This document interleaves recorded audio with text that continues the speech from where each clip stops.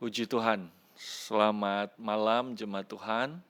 Kembali kita akan merenungkan kebenaran firman Tuhan pada malam hari ini. Sebelum itu mari sama-sama kita akan tundukkan kepala, kita akan berdoa buat renungan yang akan kita sama-sama renungkan pada malam hari ini. Mari kita berdoa.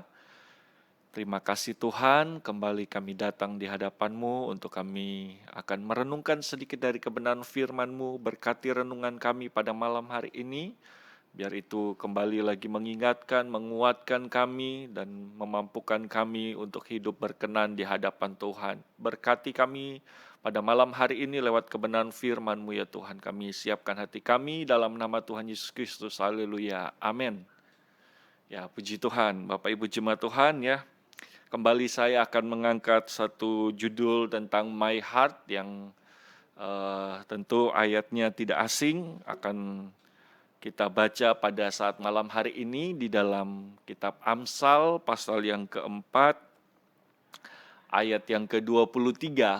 Amsal 4 ayat 23, firman Tuhan berkata, "Jagalah hatimu dengan segala kewaspadaan, karena dari situlah terpancar kehidupan." Ya Bapak Ibu jemaat Tuhan, kembali lagi ya tentang My Heart ini, ya kita dibawa untuk menjaga hati kita dengan segala kewaspadaan. Kenapa kita harus waspada menjaga hati kita, Bapak Ibu jemaat Tuhan ya?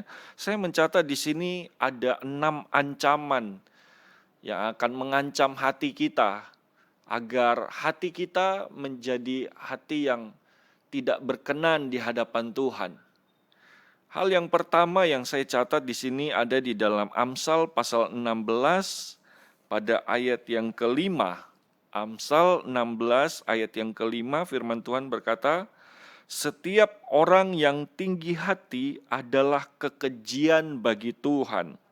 Sungguh ia tidak akan luput dari hukuman." Ya, jadi yang pertama kita perlu perhatikan ya, hati-hati terhadap ancaman yang pertama, yaitu tinggi hati atau kesombongan, Bapak Ibu jemaat Tuhan. Ini yang perlu kita waspadai agar dari hati kita terpancar kehidupan.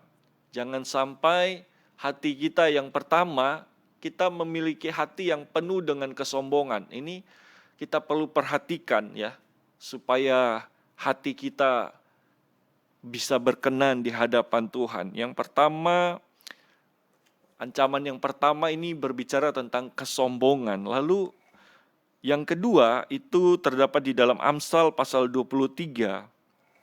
Amsal pasal 23 ayat yang ke-17. Amsal 23 ayat 17 dikatakan, "Janganlah hatimu iri kepada orang-orang yang berdosa, tetapi takutlah akan Tuhan senantiasa." Ya Bapak Ibu jemaat Tuhan ya. Yang kedua ini, kita perlu waspada terhadap iri hati. Ya, ini yang seringkali tanpa kita sadari ketika melihat ada orang yang berhasil, ada yang sukses, ada yang mungkin melebihi kita, ini muncul ya iri hati, timbul iri hati di dalam hati kita.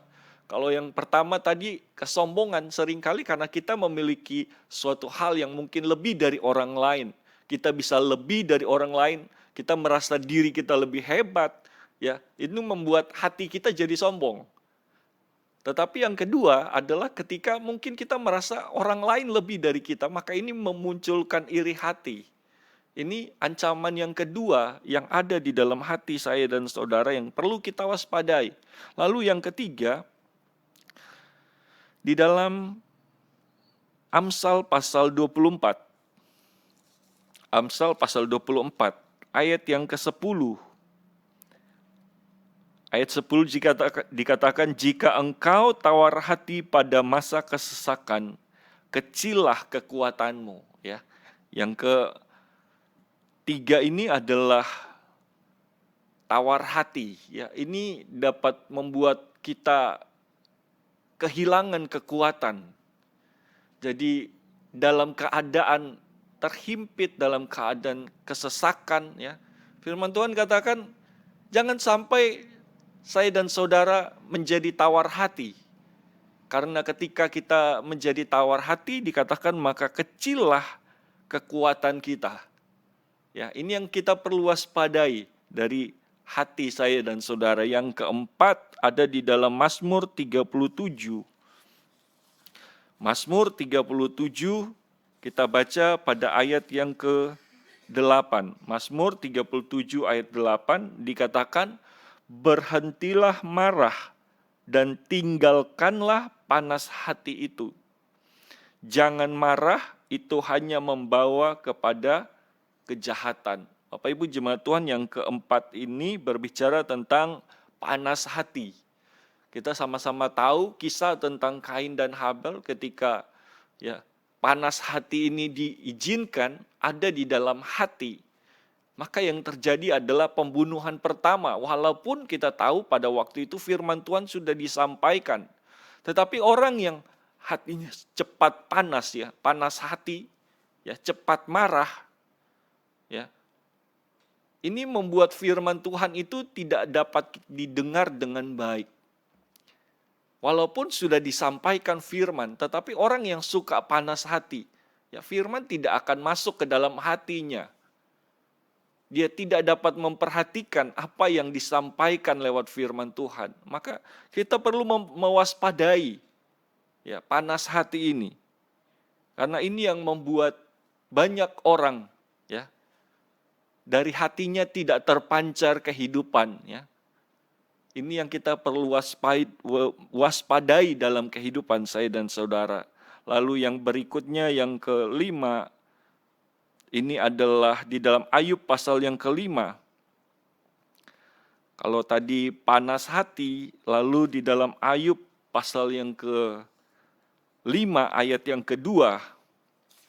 Ayub pasal yang kelima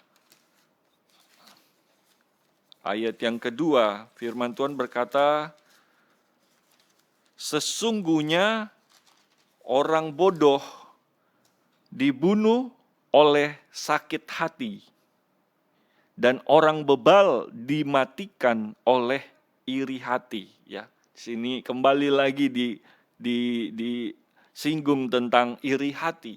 Tetapi dalam ayat yang kita baca ini, di dalam ayat yang kedua dikatakan sesungguhnya orang bodoh dibunuh oleh sakit hati.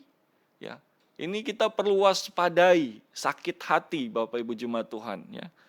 Seringkali kita berpikir sakit hati ini biasa saja, karena mungkin ada perkataan-perkataan orang yang membuat hati kita sakit, dan itu tidak diobati. Maka ini dikatakan ayat yang kedua, sesungguhnya orang bodoh dibunuh oleh sakit hati. Jadi sakit hati ini kita tidak bisa anggap remeh. Karena ini dapat membunuh, bukan memancarkan kehidupan, tetapi sakit hati ini membunuh kehidupan. Sehingga orang yang sakit hati, perkataannya itu cenderung akan menyakiti orang lain. Maka kita perlu mewaspadai hal-hal ini, Bapak Ibu jemaat Tuhan. Dan saya mau bawa kita lihat yang terakhir, yang keenam. Ini berbicara tentang hati yang keras, Di dalam Matius pasal 24 ayat 12, Matius pasal 24 ayat yang ke-12, firman Tuhan berkata, dan karena makin bertambahnya kedurhakaan, maka kasih kebanyakan orang akan menjadi dingin. Berbicara tentang kasih yang menjadi dingin, berbicara tentang hati yang mulai membeku, hati yang mulai mengeras. Ini yang kita perlu waspadai di akhir zaman. Karena dalam ayat-ayat ini kalau kita baca di dalam Matius 24, Bapak Ibu jemaat Tuhan, ini berbicara tentang keadaan akhir zaman, di mana banyak hati yang akan menjadi dingin, kasihnya jadi dingin, hati menjadi keras. Ini yang kita perlu waspadai dalam kehidupan saya dan saudara sebagai jemaat-jemaat Tuhan. Yang 6 hal yang kita perlu waspadai, ancaman yang perlu kita waspadai, karena ketika hati kita menjadi keras, Bapak Ibu jemaat Tuhan ya, firman Tuhan katakan di dalam Matius pasal 13, ada berbagai macam tanah. Ada benih ketika ditaburkan di tanah yang berbatu-batu, semak duri ya. Ada tanah yang keras, benih itu tidak bisa tumbuh di tempat yang keras. Jadi sekalipun firman sudah disampaikan, sekalipun sudah berulang-ulang disampaikan firman, tetapi karena hatinya sudah mengeras ya, tanah hati yang keras tidak lagi dapat menerima firman. Ini kita perlu waspadai di akhir zaman. Ada banyak orang dengar firman, tetapi tidak dapat merubah apa-apa dalam hidupnya, karena hatinya sudah keras. Jadi mari Bapak Ibu jemaat Tuhan, kita perhatikan ayat ini, jangan sekedar kita hanya dengar dengan berlalu begitu saja, tetapi mari kita periksa, koreksi hati saya dan saudara. Apakah hati kita sudah mulai mengeras, mendengar firman dan tidak ada respon apa-apa? Kalau kita pelajari dari kitab Keluaran, ketika Musa membawa bangsa Israel keluar dari tanah Mesir, firman Tuhan beberapa kali di dalam firman Tuhan mengatakan, Tuhan mengeraskan hati Firaun, karena Firaun mengeraskan hati. Karena dia sudah mengeraskan hati, maka Tuhan teruskan, ya, silahkan, keraskan hati. Sehingga kita tahu ujungnya sampai pada Firaun mati ya Bapak Ibu jemaat Tuhan, bersama-sama dengan pasukan orang Mesir. Tetapi mari kita belajar supaya menjaga hati kita dengan waspada. Koreksi hati kita, apakah hari-hari ini hati kita sudah mulai mengeras, mendengarkan firman dan tidak ada respon apa-apa, tidak ada yang bisa berubah dari hidup kita? Tapi mari biar setiap renungan yang kita dengar itu dapat mengubah hidup saya dan saudara. Karena firman Tuhan itu bertujuan untuk mengubah hidup kita, mengubah hati kita. Maka ayat terakhir di dalam Yeskel pasal yang kita akan baca di dalam Yeskel pasal 36 ayat yang ke-26 yang juga menjadi ayat tema dari retret pemuda yang akan dilaksanakan nanti ya. Yeskel pasal 36 ayat 26 firman Tuhan berkata begini, kamu akan kuberikan hati yang baru. Dikatakan kamu akan kuberikan hati yang baru dan roh yang baru di dalam batinmu, dan aku akan menjauhkan dari tubuhmu hati yang keras dan kuberikan kepadamu hati yang taat. Bapak Ibu jemaat Tuhan, mari ya respon firman Tuhan agar hati kita bukan menjadi hati yang keras, dan mari minta kepada Tuhan. Ya mungkin hari-hari ini kita ada dalam keadaan-keadaan yang kita tidak mengerti. Rasanya saya dengar firman tetapi ya itu tadi tidak terjadi apa-apa. Ya mari kita minta kepada Tuhan. Tuhan berikan saya hati yang baru, hati yang taat. Yang ketika firman disampaikan, maka firman itu dapat bertumbuh di dalam hati kita. Jangan memiliki tanah hati yang keras, yang tidak suka dengar firman Tuhan. Ya, ini yang harus kita waspadai hari-hari ini dalam hati saya dan saudara. Agar dari hati kita, kata firman Tuhan, akan terpancar kehidupan. Karena itu Tuhan memberkati kita semua, dan biarlah kiranya ayat ini menjadi doa kita, permohonan kita kepada Tuhan, agar Tuhan memberikan kepada kita hati yang baru. Dikatakan hati yang taat, hati yang baru, dan roh yang baru yang taat kepada setiap firman Tuhan yang diberikan kepada saya dan saudara. Tuhan Yesus memberkati kita semua. Mari kita tundukkan kepala kita, akhiri renungan kita yang sudah kita terima pada malam hari ini. Mari kita berdoa. Terima kasih Tuhan, kembali kami datang di hadapan-Mu dan kami berdoa buat apa yang sudah kami terima pada saat malam hari ini lewat renungan firman-Mu. Berkati kami semua ya Tuhan, dan biarlah Tuhan seperti apa yang Tuhan sudah sampaikan lewat kebenaran firman-Mu, Mari berikan kami hati yang baru, hati yang taat pada setiap kebenaran firman yang kami dengar untuk kami dapat melakukannya dalam kehidupan kami.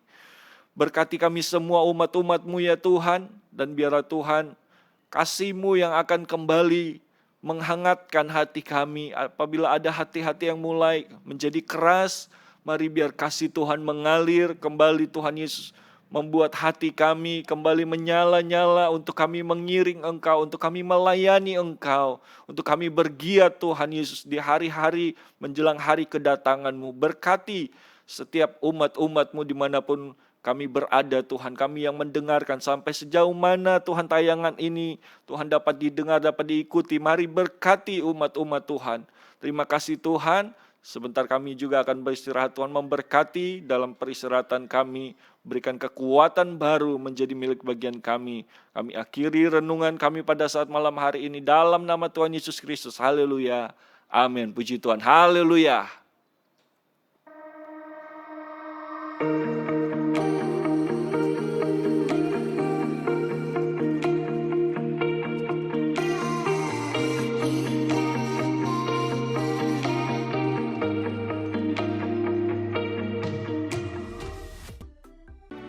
Gerejaku adalah rumahku,